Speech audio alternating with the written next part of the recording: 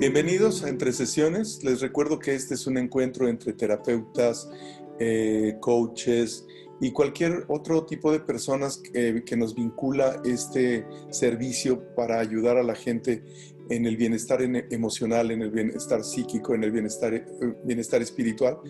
Y en esta ocasión vamos a hablar de un tema muy especial que es el Purim. Para esto, déjenme compartirles que tengo un invitado que quiero mucho, mucho, que se llama Joseph Haim Ben Shimol. Joseph, bienvenido. Muchas gracias, querido Jorge. Es recíproco el cariño y el respeto que te tengo y la admiración también. Es mutua, Joseph.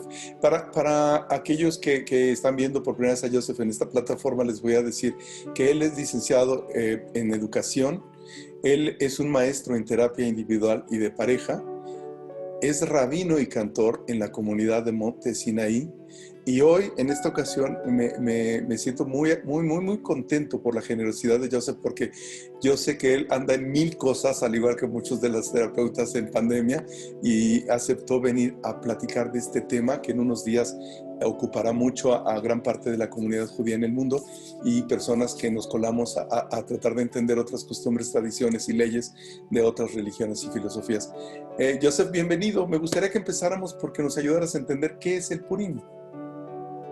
Muchas gracias, querido Jorge, mi maestro, que extrañamos mucho tus clases y fue un placer tenerte y que nos enseñes tantas cosas. Y parte quizás de lo que hablemos hoy, pues las aprendí verdaderamente de ti. Muchas gracias. Purim es una festividad judía que no está escrita en la Biblia, en la Torá, en el Antiguo Testamento, simplemente porque pasó muchísimo tiempo después. Estamos hablando de la época entre la destrucción del primer templo y el segundo templo y la construcción del segundo templo. Habían como 80 y tantos años en el medio. Ahí fue el contexto de Purim. Como nosotros en el judaísmo seguimos lo que es el calendario lunar y no el solar, entonces varían las fechas en el calendario gregoriano. Este año, 2021, nos va a tocar Purim este próximo jueves en la noche 25 de febrero y todo el viernes 26 de febrero. Comienza en la noche y termina, son 24 horas, lo que es la fiesta de Purim. Purim, básicamente, nosotros conmemoramos y festejamos la salvación del pueblo de Israel de un ataque o queriendo ver un ataque de exterminio absoluto y total del pueblo de Israel. Si nos remontamos a lo que había pasado en aquella época, había un rey llamado Ahashverosh en hebreo. Algunos dicen que es Asuero, otros le ponen otro nombre, ahí depende en qué corriente histórica podemos tomar en cuenta.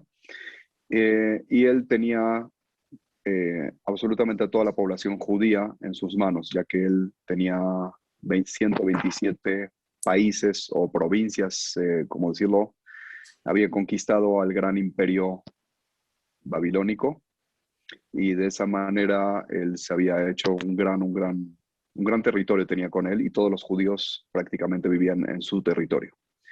Por órdenes del primer ministro de él llamado Hamán, Hamán había tratado de incitar al rey Ahasverosh, matar y exterminar a todo el pueblo judío.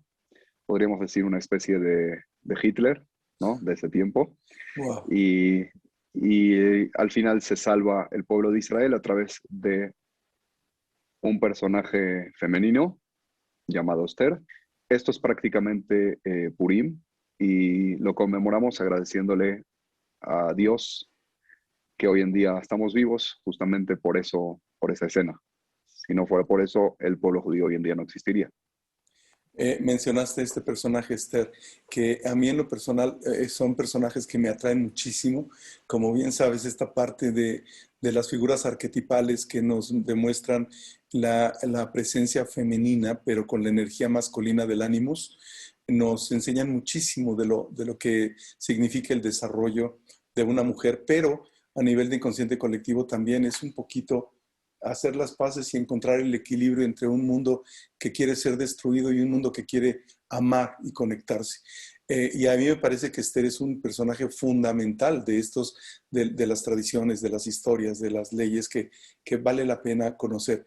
¿Quién es Esther? Porque entiendo que además, si hiciéramos el recorrido de la jornada del héroe, empieza impecablemente, siendo una inocente que queda huérfana, y el recorrido que hace para convertirse en la esposa del gobernante es muy poderoso.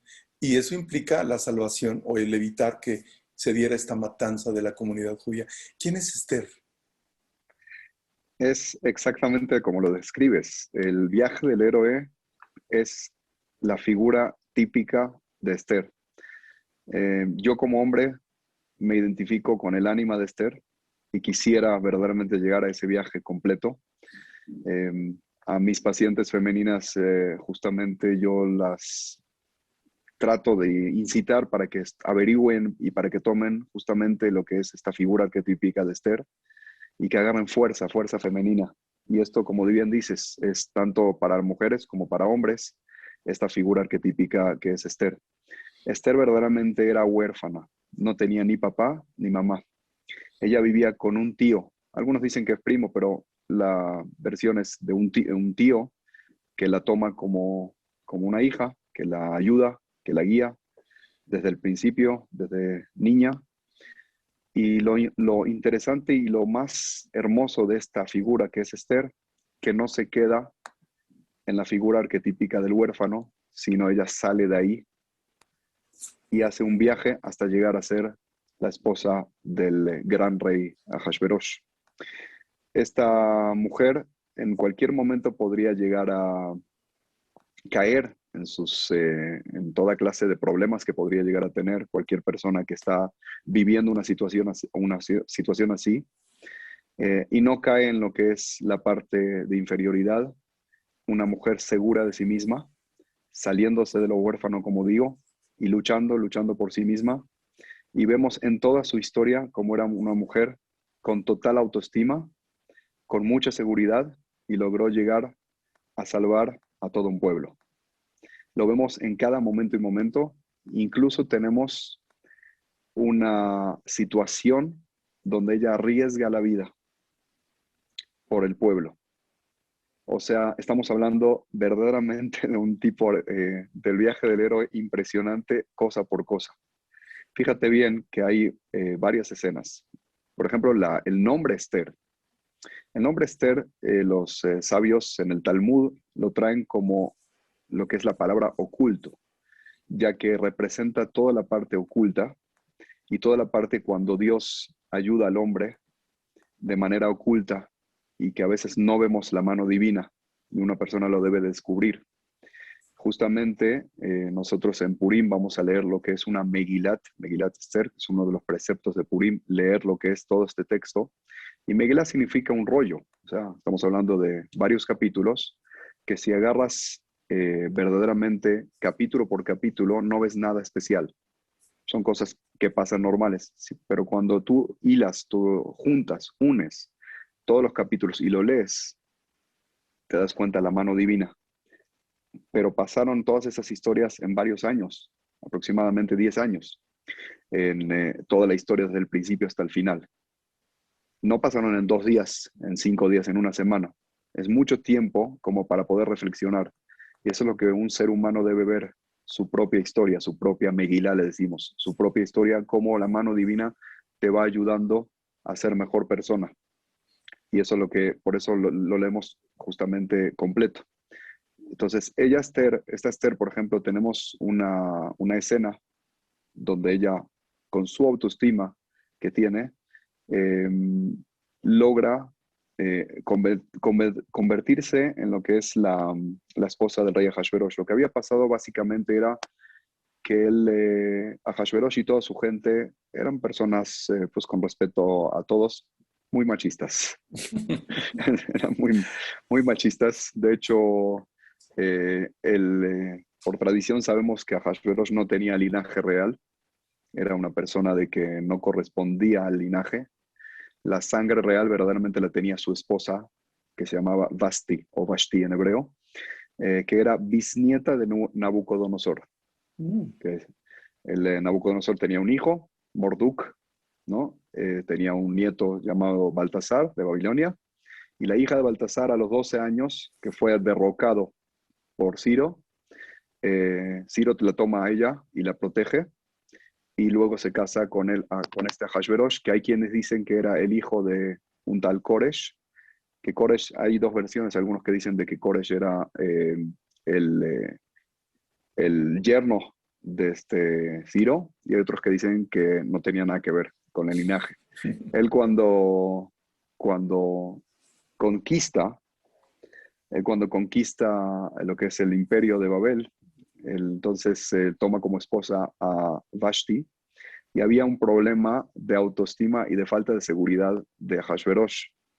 ¿Por qué? Porque la sangre real la tenía ella y no él. Entonces él intenta presumir durante 3 años, tratar de unir a los 127 países que él había conquistado, y luego hace una presunción y una fiesta extravagante que hoy en día no entendemos qué significa eso. Estamos hablando de que hablaba, yo lo calcularía en miles de millones de dólares lo que sería ese banquete, que duró 180 días, 6 meses, Wow. donde cada día era un banquete diferente, con una cultura diferente, con un folclore diferente y con una comida y bebida diferente. Tenías 127 países Wow. y era una millonada. Eso lo hizo justamente para sus ministros, para la gente real, para los funcionarios públicos. Y después de esos 180 días, cuando ya tenía controlado a toda la gente y la gente ya lo quería, le dio pan y circo al público. Hizo 7 días de pachanga, 7 días de un banquete ya para todo el público en general, y les dio absolutamente todos los manjares que la gente quería. Invitó a todos absolutamente al Palacio Real, no hizo diferencias con nadie. Y también su esposa hizo lo mismo con las mujeres. Vashti. Vashti, exactamente. Y esta Vashti, en el último día, le baja la autoestima al rey Ahasverosh y se lo quita con una sola frase. Eh, eh, los hombres, cuando están medio borrachos y entre amigos, ¿de qué hablan, Jorge? De tonterías. De tonterías y de mujeres. De mujeres, exactamente. Es algo mucho de la masculinidad baja. Exactamente. Entonces estaban hablando de mujeres, quién es la más guapa del reinado. Entonces cada uno presumía la suya, y Ahasuerus dijo, pues no, la mía es la mejor, y es de sangre real, y es la princesa y la más guapa. Y estaban todos borrachos y le dicen, era el último día de los 7 días, después de los 180 días de Pachang. Estamos hablando de al final, al final, al final. Y si es verdad lo que tú dices, que ella es la más guapa, pues que desfile, queremos verla. Entonces dice, pues la mando a traer. Pues la mando a traer, no, pues queremos que sea ella. Acuérdate que no había Instagram, no había las revistas, no habían fotos. ¿Cómo saben quién es la mujer real verdaderamente? Y ellos no la querían ver normal, ellos la querían ver desnuda. Ellos querían ver totalmente expuesta hacia ellos. Acuérdate que estamos hablando de una Cultura machista. de cultura machista. Entonces, querían que ella venga, y que venga con la corona. O sea, solamente con su corona, para que sepan de que verdaderamente es la reina. Y cuando llegan con ella y le piden el recado a Hashverosh, ella dice, no, no, la reina soy yo. Él es el esposo mío. Wow. Y si de por sí Y ya tenía baja la autoestima, con un comentario de una mujer también muy animosa, peor tantito, la energía masculina baja. totalmente. Entonces se derrumba todo lo que él construye durante 3 años. Y durante lo que él construye durante los 6 meses de fiesta y los otros 7 días. Y viste el dicho que dicen en México, ¿no? Dios los hace y ellos se juntan. Sí. Había un ministro que en ese momento era pequeño, pero luego se hizo el más grande, llamado Hamán. Amén. Hacen una comitiva, un gabinete de seguridad especial a las 3, 4 de la mañana, por la urgencia de que Vashti se niega a cumplir la orden real. Y se juntan 7 ministros con Ahasverosh para ver qué es lo que tienen que hacer con Vashti. Y el que levanta la voz es el más pequeño, Amán, que luego fue el primer ministro, y dice, perdón, pero aquí no es un problema solamente contigo. es un problema con todos nosotros y con todo el reino, porque ahorita las mujeres van a aprender de ellas y se van a revelar a sus esposos. Entonces sale por ley esa misma noche, ley, fíjate lo que es una ley, de que cada hombre debe ser el que manda en la casa. Wow, wow.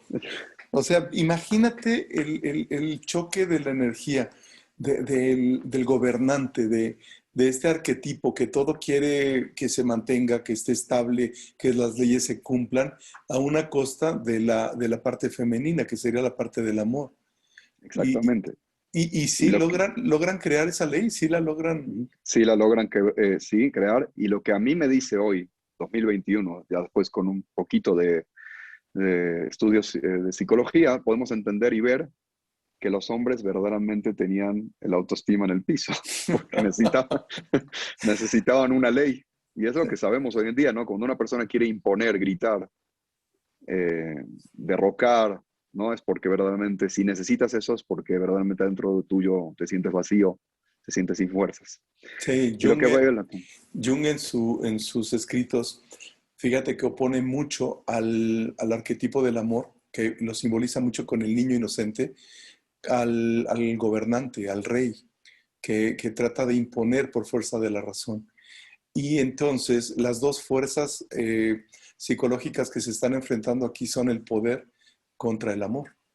uh-huh, Y logran derrocar exactamente, a la reina, la logran sacar de la fotografía. ¿sí? La destituyen y hay dos versiones, una que la matan, otra versión es que simplemente la mandan al exilio, como era en ese tiempo, la mandan a una isla y ya, ¿sabes? Y ya no molesta. Y empieza un nuevo festín para el rey Hashverosh, Otra vez. encontrar la nueva reina. Ahorita pues no tenían lo que hacer ya. Entonces hacen toda una infraestructura impresionante, donde pues tienen 127 lugares para escoger y mandan a llamar a las mujeres más guapas del planeta. No, bueno, no del planeta, de ese imperio, más que nada. Del Y planeta habían conocido. exacto, sí. Y mandan con filtros, obviamente, y las mujeres más guapas del reino, mejor dicho, llegan hacia la capital de él, donde estaba el rey Ahasverosh. Tenían un palacio específico, le daban un tratamiento corporal que constaba de 6 meses en toda clase de cremas y lociones y aceites, y otros 6 meses de belleza, del maquillaje, de toda clase de pruebas, etcétera, e iban a presentarse ante el rey con 7 doncellas, donde las hacían de una manera destacar. Por ejemplo, si la mujer era alta, entonces le ponían 6 doncellas más chaparritas, o viceversa, Ujú. o morenas con claras, claras con morenas, y de esa manera para que se destaque. Y le daban todos los caprichos que quería la Miss, la, la escogida, todos los caprichos. Si decía que el rubí era mejor, pues le compraban el rubí. Si decía que el oro, que era el plata. Si ella decía que ella se iba a ver con X vestido o con lo que sea, lo que se le ocurra, no había ahí, no escatimaron absolutamente nada. Esa fue la primer ronda. Ahasverosh las probaba una por una, a ver con quién podía tener relaciones de esa manera, y ninguna no llegaba a su satisfacción, no llegaba a lo que él conocía de Vashti. Entonces se le estaba acabando el stock. Y acuérdate que todas esas mujeres que iban ahí no regresaban a sus países, a sus lugares ya. O sea, quedaban ahí como concubinas del rey. Entonces mandan una segunda vuelta a buscar mujeres, pero ya no a reclutar, sino a sacarlas. Y Por no la fuerza. importa si por la fuerza, no importa si son solteras, casadas, Wow. quien sea, entonces iban lugar por lugar y ahí es cuando encuentran a Esther. Y eso es importante saber porque Esther no se postula, Esther está segura de sí misma, simplemente la secuestran y la llevan al lugar. Y cuando llegan, y fíjate por qué digo que Esther tenía un gran autoestima, porque cuando llegan le dicen, bueno, ¿qué se te ofrece? Nada. ¿Qué quieres? Nada. Yo estoy así como es. Y ella utiliza solamente lo que estaba por la obligación real, ¿no? Si tenían que hacer los tratamientos que se necesitaban a la fuerza, pues eso es lo que hacía, pero no pidió absolutamente nada. Y en el momento que Ahashverosh la ve a ella, inmediatamente se enamora de ella y dice, esta es la que estaba buscando. Y ahí vemos nuevamente otra vez lo que es la seguridad femenina, que a veces atrae al hombre, ¿no? Donde el hombre no solamente busca quizás la belleza física como tal, no solamente, sino el inconsciente está buscando a alguien que está seguro de sí mismo, ¿no? Y como vemos el polo contrario de Hashverosh, que se encuentra con alguien segura. ¿Y él sabía que era de la comunidad judía? No, Ok, tenía orden de su tío que no decir quién es ni de dónde viene. ok. Entonces, cada vez que le preguntaban a ella cómo se llamaba, quién eres, de dónde viene, nunca decía nada. Entonces, así comienza esta historia de Esther con Ahashverosh. ¿Por qué había esta idea de matar al pueblo judío? Como te dije antes, Dios los hace y ellos se juntan. El primer ministro que se llamaba Hamán. Amán, él tenía un problema personal con uno de los funcionarios públicos, o no era funcionario, era ministro, con un tal Mordejai de la comunidad judía. Mordejai era un gran rabino y líder que estaba en ese lugar. ¿Y por qué? Porque cada país tenía o cada cultura tenía su representante en el lugar. Ahashverosh no tenían quizás ni idea de quién era el pueblo judío, porque tenía muchos pueblos más también que controlar y que no le importaba tanto verdaderamente del pueblo. Quien le hizo saber del pueblo era Amán. Y Amán tenía un problema. Amán quería a toda costa que la gente lo respete. Por eso digo de que Amán era una persona extremadamente insegura y buscando la aprobación general de la gente. Entonces iba por donde iba, logra que el rey dé una orden que cuando él pase la gente se tiene que prosternar hacia él, ¿ok? Como haciéndole reverencia, ¿no? Y Mordejai era una persona un poquito terca, ¿no? Que dice, no soy como todos. A mí me encanta esta gente que es rebelde, que no es borrego, que se revela a las cosas. No porque todos lo hagan, lo voy a hacer yo. Ujú. También tiene un arquetipo Mordejai que quizás para otro momento, ¿no? Pero Mordejai se revela hacia él, hacia este Amán, y dice, yo no lo voy a hacer. Entonces toda la gente se prosterna y él no. Entonces él pasa a Amán por ahí, pero él ve a miles de personas que se prosternan hacia él. Él no ve al uno que no, hasta que se lo hicieron notar. Y ahí es Y donde, y ahí es donde tiene este problema con la comunidad. exactamente, porque ahí es cuando le dicen, ese de allá no, entonces él averigua y él se da cuenta de que Mordejai es de la comunidad judía, que pertenece a un pueblo. Entonces va con el rey Ahashverosh y le dice, ¿para qué los quieres? Mejor elimínalos, ellos están dispersos por todos lados, ellos no van a agarrar nunca tu cultura, o sea, queremos hacer una cultura general, no la van a agarrar, porque ellos tienen su propia tradición, ni te conviene, no te dan nada para tu reinado, o sea, ¿para qué lo quieres? Y a Hashverosh le dice, pues haz lo que quieras, toma aquí, se quita su anillo, ¿no? Y haz lo que quieras. Tenía plena confianza en él. Quien se entera de todo esto es Mordejai, porque él también era parte del gabinete, ¿no? O sea, se entera. Y él manda a llamar a Esther y le dice, llegó tu momento. Por algo Dios hizo que seas la esposa del rey. Y Esther hace dos cosas. Primero de todo, ella dice, tengo 30 días que no fui citado con el rey y aquí hay otra vez la cultura machista, ni la esposa podía entrar al palacio real. Ujú. Dice, si voy ahí, me va a matar. Si voy sin cita, tengo que pedir cita. Como no fui llamada, me va a matar. Y Mordejai, su tío, le dice, mira, que Dios nos va a ayudar es seguro. La pregunta es si va a ser a través de ti o no. ¿Quieres hacerlo o no quieres hacerlo? Guau. Y ella le dice, ok, pero con una condición. La condición era de que tenían que todo el pueblo judío ayunar 3 días Ujú. y rezar a Dios. Y ella también lo iba a hacer lo mismo, ayunar 3 días con su gente. Y luego iba a entrar al Palacio Real y arriesgar su vida. hay algo aquí también, algo muy inteligente por parte de Esther, porque Esther era una persona sumamente con autoestima, pero también sumamente espiritual, ya que ella, cuando la gente escucha que Esther, la reina, no quiere ayudarlos, la gente se le cae la moral, Ujú. porque antes la gente decía, bueno, ya tenemos ganada la partida, si la reina es judía, seguro nos va a ayudar. Sin embargo, Esther les quita esas expectativas a la gente para que la gente no confíe en ella, sino confíe en Dios. Mm, Entonces dice, la gente, no, ni en ella podemos confiar, entonces vamos a tener que rezar. al lugar Una vez correcto. que, exactamente, una vez que ella logra que la gente se conecte con Dios, dice, ahorita sí arriesgo mi vida. Y es cuando ella va al Palacio Real y entra sin permiso al lugar. Y ahí había una ley. Si una persona entraba al Palacio Real con el rey sin cita, lo mataban.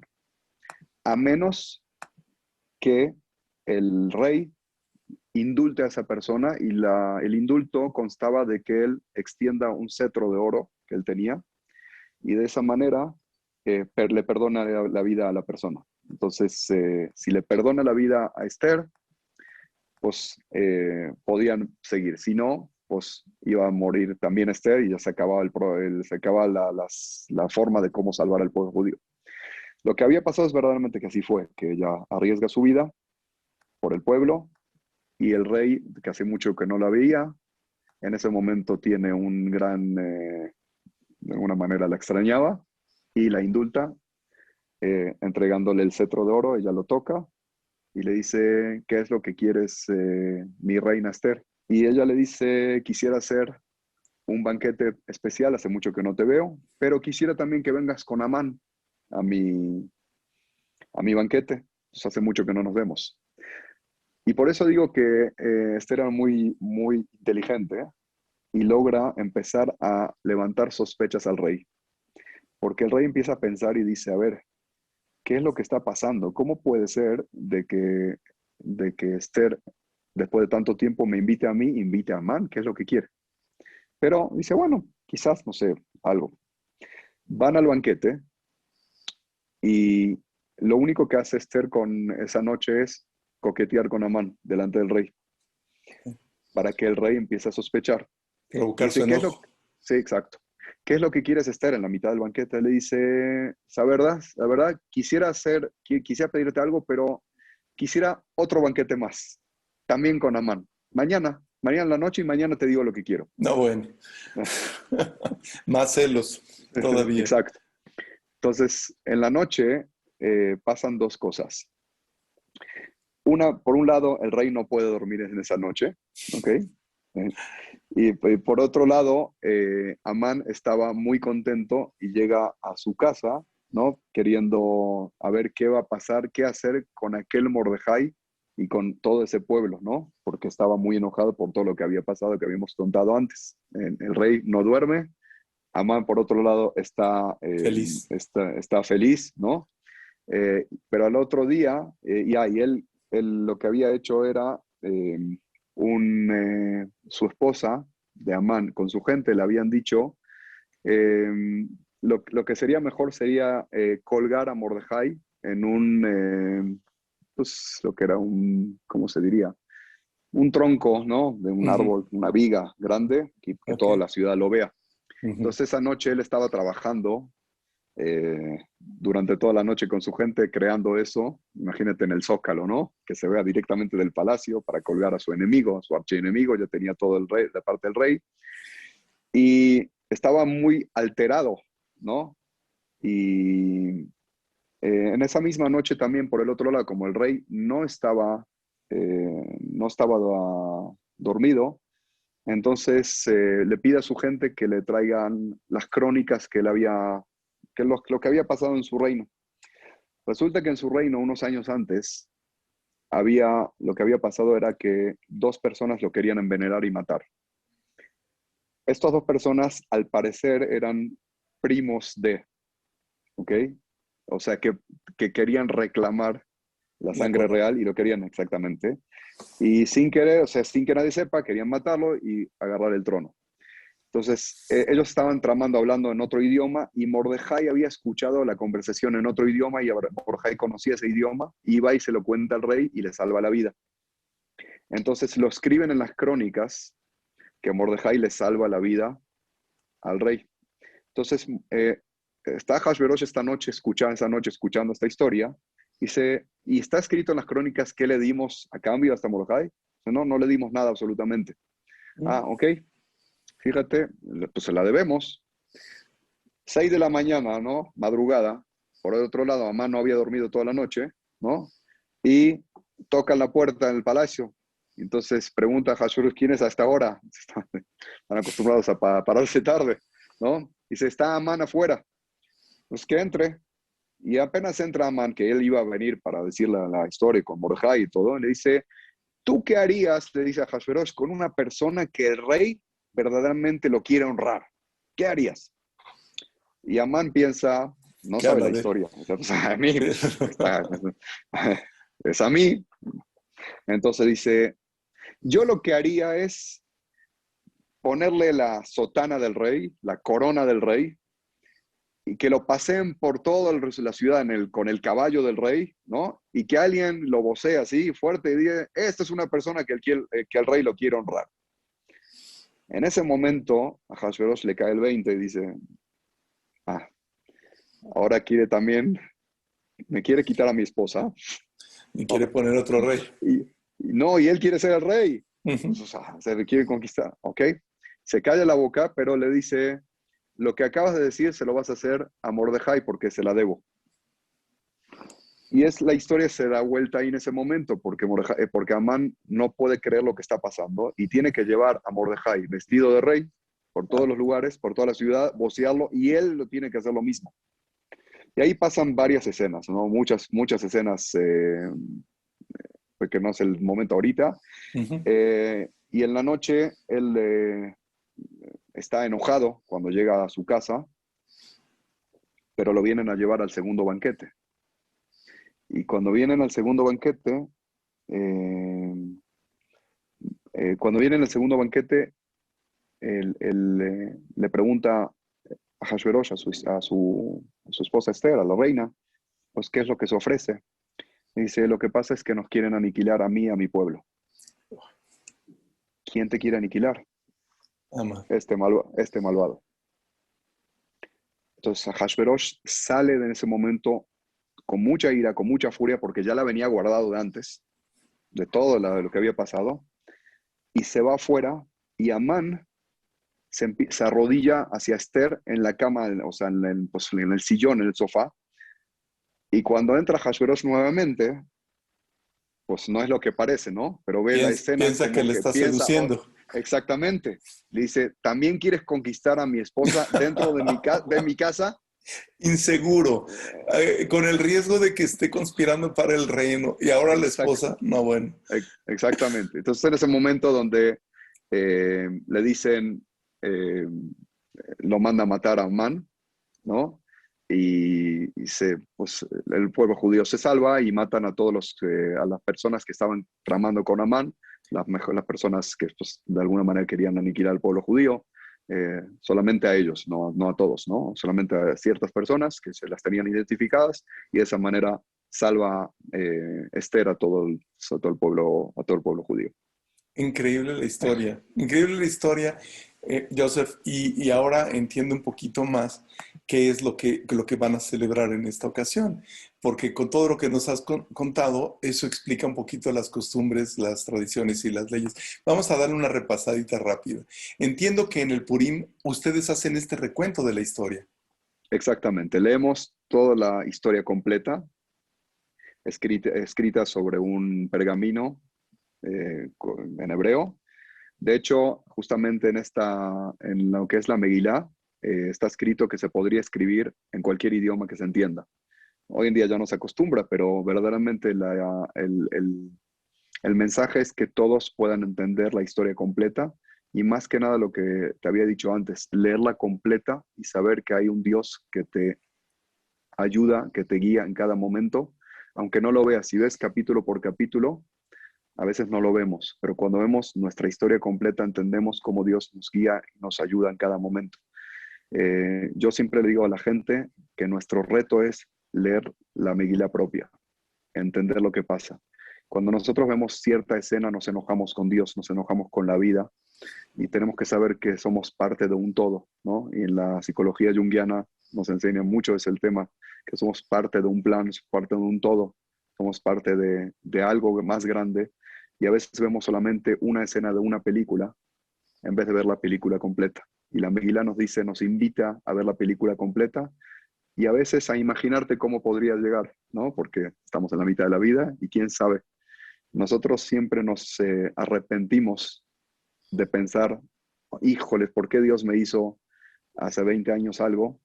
Y hoy en día entendemos que gracias a que te hizo algo hace 20 años, hoy después de 20 o después de 40, tienes cosas mejores.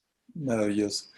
Hay otra parte aquí, Joseph, que es el ayuno. Ahora entiendo. También están celebrando esta parte. En el Es, Purim también ustedes hacen el ayuno. exactamente. Bueno, el jueves, que este año nos toca el 25 de febrero, Febrero. vamos a ayunar. Con el tema de la pandemia es un poco diferente porque pues, la gente que está en riesgo obviamente se le prohíbe ayunar, pero los que sí están saludables, etcétera, vamos a ayunar. Pero este ayuno es diferente a todos los demás. Nosotros en el judaísmo tenemos varios ayunos y varios de ellos son por catástrofes que nos habían pasado. La destrucción del templo, por ejemplo, etcétera. Este es un ayuno de alegría, donde nos recuerda que en cada momento que una persona tenga alguna crisis, algún momento difícil, alguna dificultad, simplemente le reza a Dios y Dios le contesta. Eso es todo lo que... Este es el Y, mensaje de este ayuno. y esta es una parte que también me parece fundamental en ciertas religiones, porque hay una discusión sobre si el placer, el gozo y la alegría deben formar parte de este plan espiritual. Y a mí me parece sensacional que esté incluido en esta historia. Hay otra parte más, la comida, que es este Mishloach Manot. ¿Qué significa como parte del Purim? Fíjate que el Mishloach Manot es como diríamos, un intercambio, más que nada un regalo que le das a otro amigo, no necesitado, no pobre, simplemente a otro amigo. Y esto es para fomentar la unión entre el pueblo, para que nos queramos todos, para que nos aceptemos todos. De hecho, hay una recomendación rabínica donde te dicen, dale este Mishloach Manot a una persona que no te caiga bien, para justamente que sea la excusa perfecta para que ya se contenten, para que veas la parte positiva del otro. Porque muchas veces a nosotros lo que nos pasa es que la proyección, las cosas que vemos mal de los demás, etcétera, no nos caen bien, etcétera. Y es porque no vemos la parte positiva del otro. Muchas veces la gente no nos cae bien, simplemente no los tratamos. Y cuando platicas con otra persona a los 5 minutos dice, qué gran persona, cómo me había equivocado. Como el rey. Exactamente. Hay otra costumbre también, de los regalos, y ahora ya no es a los amigos, a los familiares, ahora es a los necesitados. ¿Cuál es la idea aquí? La idea de los necesitados es que somos un pueblo y tenemos que preocuparnos por absolutamente todos. Nunca puede ser mi alegría completa si un hermano está sufriendo, si otro ser humano está sufriendo. De hecho, hay una indicación que en lugares donde vivimos con gente que no es judía, también ayudar a los pobres no judíos. Ujú. O sea, en Israel, por ejemplo, que la mayoría son judíos, pues se la dan a los pobres judíos. Pero, por ejemplo, en México, que nosotros tenemos mucha gente, hay una recomendación que nosotros, pues obviamente vamos a apoyar también a los necesitados judíos, pero también a los no judíos, a los no necesitados. Intentamos también apoyar y darle algo, cada uno lo que pueda. O sea, no estamos hablando de aquí algo ahorita que vayas a repartir miles de pesos, pero simplemente darle, no sé, una comida, algo digno a alguien, ¿no? No importa qué. A veces, si le digo a la gente, a veces no es solamente el dar algo físico, a veces una sonrisa es, es muy, muy alentadora. Te robaría un minuto para contarte algo que a mí me cambió la vida sobre este tema justamente. Hay un psicólogo en Israel que es también rabino de la Universidad de Bar-Ilan en Israel. Se llama, me acordé, creo que se llama Beaton, si no me equivoco. Ujú. Y él cuenta una historia real que le pasó a él, donde una vez estaba en un semáforo en alto y con las ventanas cerradas, hacía calor con su aire acondicionado y estaba con sus lentes del sol y toca en la ventana un indigente que estaba pidiendo dinero. Y él no tenía ganas de contestarle y se hizo el tonto que está escuchando la radio y que no está.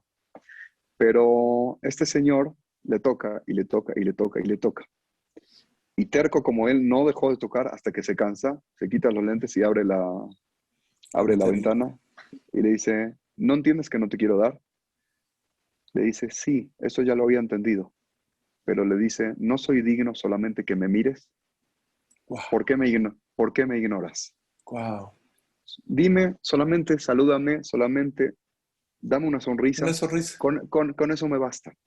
¿A cuánta gente le podemos cambiar todo su día La vida. solamente con una sonrisa y la vida? Ujú. Exactamente.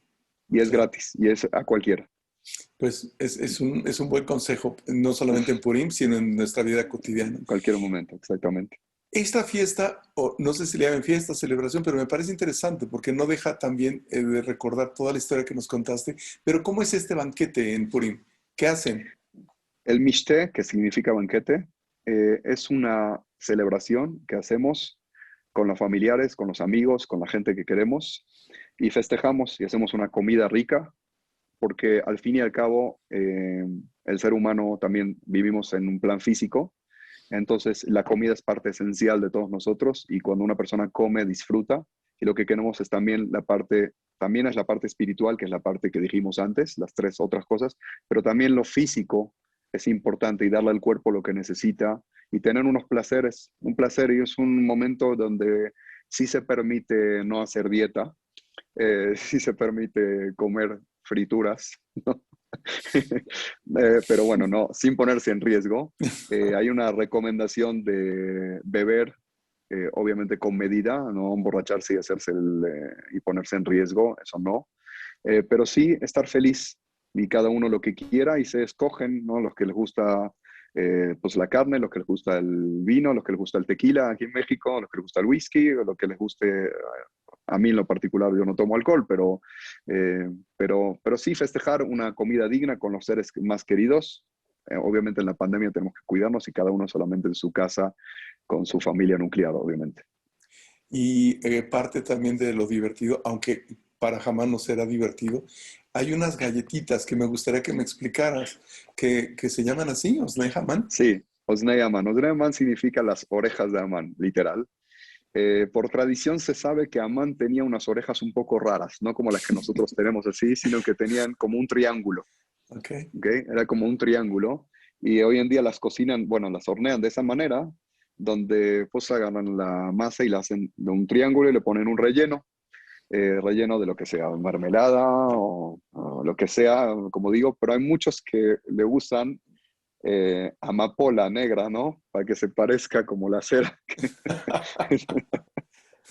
Eh, pero sí es una tradición de que muchas comunidades la usan hasta hoy en día y de hecho muchos de estas osneaman, de estas galletas que me estás mencionando, la ponen en el Mishloach Manot, en el regalo que le van a dar a los amigos. ok. Parte de eso lo van a poner ahí como un regalo también, como parte de. Y parte de la diversión también aquí, Joseph, es el tema de de los antifaces o de los disfraces. Y me encontré esta frase, ayúdame a entenderla. Nada es lo que parece. Ahora que me contaste la historia, entiendo un poquito, pero ¿a qué se refiere? ¿Por qué sí se pueden poner antifaces o disfraces? ¿Cuál es la idea? Bueno, la idea principal, vamos a ir cómo empezó todo. Como es una fiesta que estamos unos con los otros. Y había gente que era necesitada también, pero tenía pena de pedir dinero. Entonces se disfrazaban para que la gente no lo reconozca. Entonces podía ser una persona que aparentemente tenía mucho dinero, se vestía bien, pero ese día se disfrazaba de otra cosa y verdaderamente no es lo que parece. Tú piensas que es un mendigo y verdaderamente, bueno, tú piensas una persona que tenía mucho dinero, pero verdaderamente es un pobre, o al Ujú, revés. Ahorita lo ves como un rey, ¿o no? O sea, disfrazado y te está pidiendo. ujú. De hecho, hay una frase de nuestros sabios que dice que todo el que extiende la mano en el día de Purim no se le puede rechazar. A No todos hay sabes que quién darle lo es. que, exacto, y no sabes y tienes que darle algo, lo que sea, lo que puedas. O sea, a todos hay que darle. Y entonces se disfrazaban justamente para que no los reconozcan. De hecho, te lo digo entre paréntesis, es un día energético muy poderoso donde le decimos a Dios, también yo te extiendo la mano, no me puedes rechazar este día. Ujú. Entonces sí es un día muy energético pues, para rezar y para conectarse con la divinidad. Y esta frase, pero cuando tú me dijiste esta frase, a mí me hizo pensar en otra cosa, en algo que justamente tú nos enseñaste en la primera clase, sobre lo que es lo que Jung diría persona sombra, ¿no? Lo que es la máscara de la persona, lo que una persona cree que es y verdaderamente no es. Y el problema es cuando nos identificamos con el disfraz. Imagínate una persona que se disfraza en Purim, ¿no? De algo que cree que es, ¿no? Y se identifica con ese personaje para siempre, pues podría tener bastantes problemas, ¿no? Entonces, eso es nada lo que parece, si es totalmente correcto y muy simbólico en muchas frases y muchas cosas que podríamos aplicarlo. Ok. Después de toda esta explicación que nos has dado, entonces hoy, en 2021, en medio de la pandemia, eh, ¿qué significado encuentras tú para el Purim?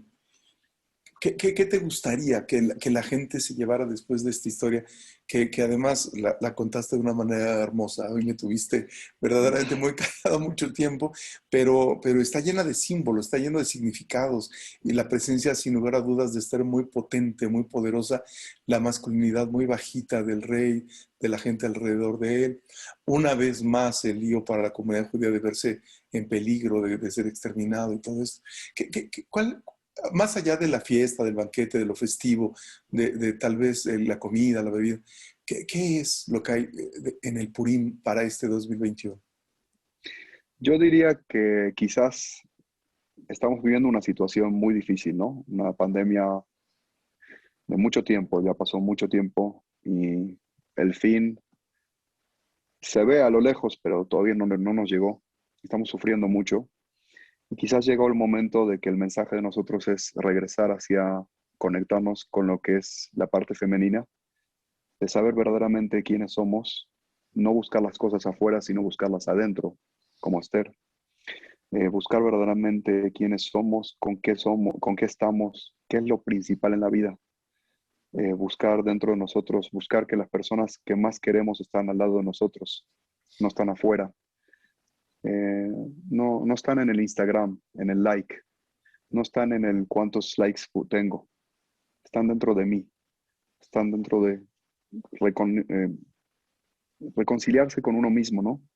Hay una frase que me fascina de unos rabinos hasídicos que dicen, si quieres ser íntegro, tienes que ser íntegro en tres maneras. Íntegro con Dios, íntegro con tus amigos, pero íntegro contigo mismo, que es el más difícil, ¿no? Integrarse consigo mismo. Un stop que Dios nos dio en esta vida, en, esta, en este año, donde nos dice, ya basta de buscar afuera, busquen adentro, ¿no? No busquen en todo lo que Material. está, lo externo, exacto. Re, reconectarse con la parte femenina, diría yo, reconectarse con tu cuerpo, reconectarse con tu ser, saber recibir de la parte divina, meditar un poco más, pensar un poco más, conectarse con uno mismo, escuchar a nuestro cuerpo, lo que necesita, ¿no? Eh, Son cosas que no lo hacíamos antes. Y te quiero decir algo más también, querido Jorge, porque mucha gente toma esta pandemia como un castigo de Dios. Y yo verdaderamente lo veo como un regalo de Dios, no como un castigo. Yo creo que somos privilegiados porque nunca en la historia hubo una pandemia a nivel tan global. Sí hubo pandemias, pero no tan fuerte como lo que estamos viviendo nosotros.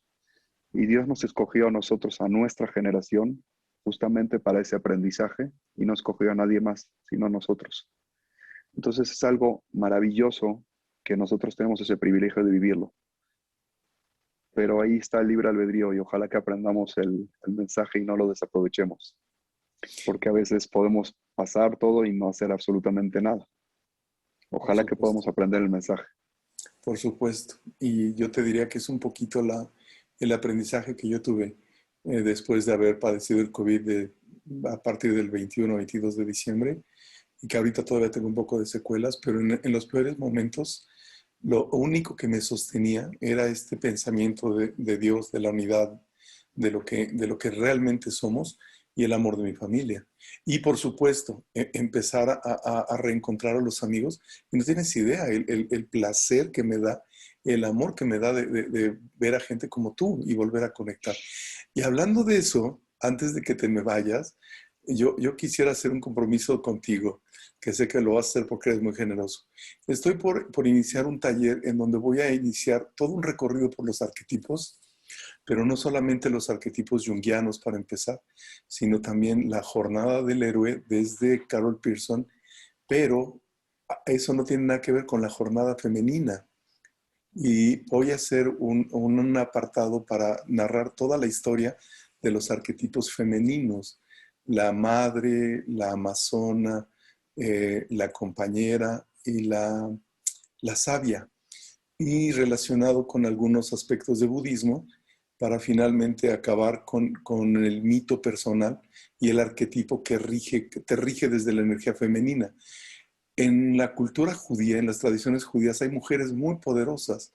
Entonces me encantaría tenerte a ti como conferencista especial en alguna reunión de este seminario que pienso de largo aliento. Estoy pensando 6 meses o un año y me gustaría tenerte para que nos hables un poco de las figuras femeninas, que, Con que mucho de gusto. verdad me encanta, porque en lo que te decía, las religiones grandes, como las veo, o las filosofías más profundas, no se perdió este rasgo de la feminidad.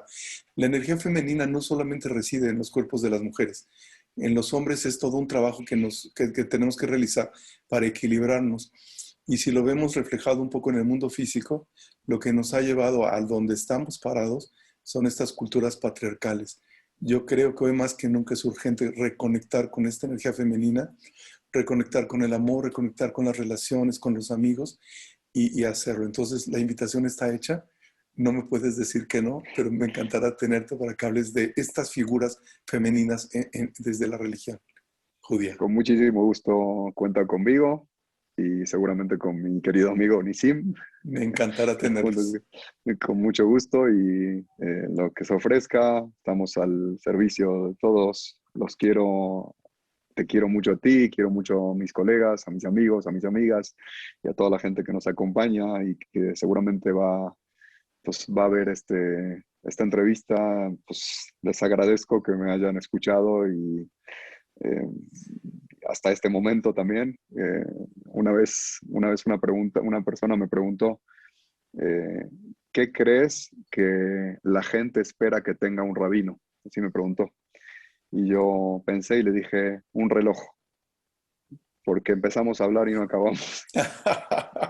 Bueno, y no es hora de acabar, Joseph, porque antes de que te vayas, ya la última pregunta que tengo y la he estado formulando a los invitados que he tenido, y me gustaría saber desde tu conocimiento, desde tu experiencia como rabino, desde tu experiencia como terapeuta, desde tu experiencia como cantor, como educador, desde tu experiencia como ser humano, con esta mente tan hermosa, con esta alma tan hermosa, para ti, ¿qué es el amor? Eh, no se puede contestar a una pregunta así en tan poco tiempo. Eh, el amor, el amor es dar. El amor es ver, recibir a la otra persona sin prejuicios. El amor es amar a la otra persona y aceptarla como es, sin cambiarla absolutamente. Nada que ver con el enamoramiento. El amor se cultiva, el amor se necesita regarlo. Amor se necesita protegerlo, cuidarlo. Y el amor no está en las cosas grandes, el amor está en las cosas sencillas. No, nunca voy a olvidar un artículo que nos había dado para estudiar nuestra querida Tari, ¿no? Que compara el amor como la sopa de avena en Estados Unidos, como las cosas muy sencillas. Ahí está el amor, no las cosas grandes. Simplemente el admirar a tu pareja como es absolutamente. Simplemente estar, compartir esos momentos tan hermosos, tan bonitos. Hay tanto. Y hay muchos conceptos del amor, y no porque uno no llegue al amor en el top, quiere decir que no empiece. ¿Ok? Entonces vamos cultivando y vamos cada vez más y más y más. Y obviamente el amor divino, que es entonces lo máximo que una persona puede llegar en este mundo, al amor celestial, al amor de Dios, donde una persona llega a veces a momentos, quizás no todos los días, pero muchas veces podemos llegar a algo que te sale del corazón, donde te quieres parar, donde quieres abrazar, ¿no? Quieres estar cerca de la divinidad, el amor espiritual. Ojalá que lo podamos llegar, vivir y llegar a eso, pues lo más que se pueda, ¿no? Cabalísticamente hay todo un tema, cómo llegar a eso a través de las esferas cabalísticas, a través de los mundos, los 4 mundos, donde uno va llegando y va cultivando y va acercándose a la divinidad de esa manera. Entonces, acordémonos que el amor no es el enamoramiento y no es nada que ver, y el amor hay que trabajarlo para conseguirlo, pero sí se puede. Es hermoso, es bonito y es lo que más se puede pedir en este mundo. Al final todos somos iguales, todos somos los mismos humanos, todos somos los mismos hijos de Dios y todos somos hermanos absolutamente. Es ridículo separarnos porque uno piense diferente al otro. Es ridículo pelearnos o odiarnos porque uno tenga una fe diferente a la otra, o porque uno sea blanco y el otro negro, o porque uno sea hombre o mujer, o porque uno sea judío o no judío, o budista o musulmán. Al final, la energía es la misma, somos todos hijos del mismo Dios, del mismo Creador, y no importa en qué crea una persona, en qué no. Hay un gran cabalista llamado Moshe Cordovero, ¿okay? Como aproximadamente 500 años, que trae en sus libros todos que debemos, cada persona y persona, amar absolutamente cada ser humano y ser humano, no importa quién sea, ni cómo sea, ni qué religión tenga, porque todos somos hijos de Dios. Y si tú odias o no quieres a otro ser humano, le estás faltando respeto a Dios, porque le estás diciendo, eso que creaste no me gusta a mí. Entonces tenemos que amarnos y querernos y aceptarnos, simplemente aceptarnos, porque somos todos, cada uno piensa diferente, pero al final somos iguales, somos lo mismo. Hay una frase de nuestros sabios que dicen, así como la fisonomía humana, la cara es diferente, así también las ideas son diferentes. Y lo más hermoso de este planeta es la diversidad. Y ya me conoces, tengo amigos que están del mismo polo, bueno, perdón, del polo contrario donde yo estoy, y nos amamos, nos queremos, pero muchísimo. Y debatimos, y créanme que sí debatimos, ¿sí? Y me encanta. Pero nos amamos, que no tiene nada que ver lo que yo pienso con el amor que le tengo a la otra persona. Y se puede llegar, hay que tener tolerancia, no importa. Ya ves que hablamos mucho los rabinos. Y nadie te creyó que iba a ser difícil que hablaras del amor, Joseph. Te agradezco muchísimo y sale otro nuevo tema ahorita que te escuchaba, que hablemos de estas esferas de que nos hablaste para entender el amor desde otro lugar.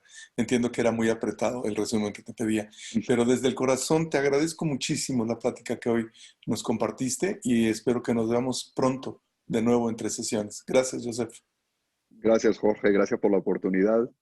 Eh, Te respeto, como te digo, te admiro y te quiero mucho y estoy muy agradecido por todo lo que nos enseñaste y obviamente aplicándolo en cada momento y momento nos acordamos de ti, los tipos psicológicos y todas las cosas que nos enseñaste están tan hermosas y bonitas.